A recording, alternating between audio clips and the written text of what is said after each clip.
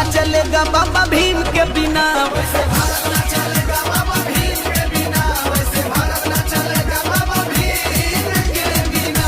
जो बदला ना जा सके उसे एहसान कहते हैं, जो सबको बदल दे उसे इंसान कहते हैं। किताबें तो बहुत लोगों ने लिखा, अरे जिसे बाबा साहब ने लिखा उसे भारत का संविधान कहते हैं।